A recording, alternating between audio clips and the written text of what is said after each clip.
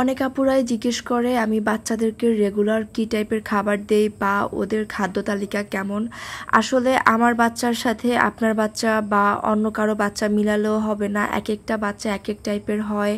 যেমন আমি এখানে নুডলস রান্না করতেছি, তাও আবার মাছ দিয়ে, মাছ আলু একদম বাসায় আমাদের জন্য যেভাবে মাছ আলুর তরকারি রান্না করা হয় সেভাবে রান্না করেছিল। আমি সেখান থেকে 1 পিস মাছ আর 4-5 পিস আলু নিয়ে তারপর নুডলস রান্না করব।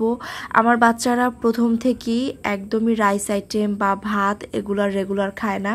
হয়তো ওরা মাসে 5-6 দিন বা 5-6 বার পছন্দ করে খায়। তাছাড়া আমি ওদেরকে রেগুলারই আমরা যখন খাই তখন অল্প অল্প করে দেই, তবে ওইটা না খাওয়ার মতোই। যার কারণে আমি চেষ্টা করি মাছ মাংস এগুলাকে অন্যভাবে বাবুদেরকে খাওয়ানোর জন্য।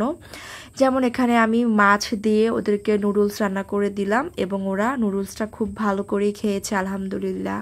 তারপর আমি চেষ্টা করি বাচ্চাদের খাবারের তালিকায় দধি রাখার জন্য। প্রতিদিন যে আমি দধি খাওয়াই বা একই টাইমে খাওয়াই এমন না, আমি চেষ্টা করি ওদের খাবারে দধিটা রাখার ম্যাক্সিমাম টাইম বা সপ্তাহে 3 দিন 4 দিন এমন।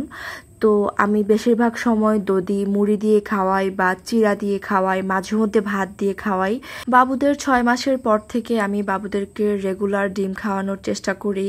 ওরা প্রথম দিকে প্রতিদিন দুপুরবেলায় ডিমটা অনেক পছন্দ করে খেত, হাফ বয়েল করে দিলে বা একটু পানির ভেতর বয়েল করে দিলে। বাট রিসেন্টলি ওরা ডিম তেমন একটা পছন্দ করে না। আর যখন দেখি যে ওরা হাফ বয়েল করে ডিমটা পছন্দ করছে না, তখন আমি ওদেরকে সুজির সাথে মিশিয়ে তারপর খাইয়ে দেই। এবং বাচ্চারা কোনো খাবার খেতে অনীহা দেখালে আমি সেটা নিয়ে কখনোই জোর করি না, কারণ এতে করে ওরা খাবারকে ভয় পায়। আমি চেষ্টা করি কয়েকদিন গ্যাপ দিয়ে ওই খাবারটা পুনরায় আবার দেওয়ার জন্য। বাবুদেরকে আমি চেষ্টা করি সিজনাল ফলগুলো খাওয়ানোর জন্য, তবে ওরা যে ফলটা সবচেয়ে বেশি পছন্দ করে সেই সিজনে আমি সেই ফলটাই বেশি খাওয়ানোর চেষ্টা করি। তার পাশাপাশি কলা, আঙ্গুর এবং খেজুর, এই 3টা ফল আমি রেগুলার রাখার ট্রাই করি।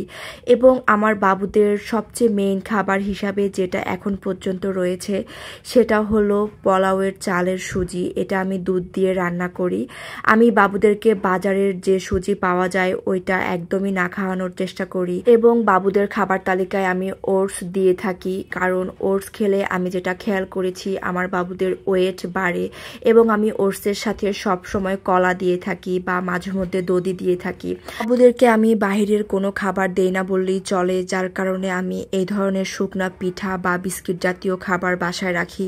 তার পাশাপাশি আমি বাজারের খাবারের মধ্যে মিল্ক মেরি এবং এনার্জি বিস্কিটটা রাখার ট্রাই করি, কারণ এটা বাচ্চারা অনেক পছন্দ করে।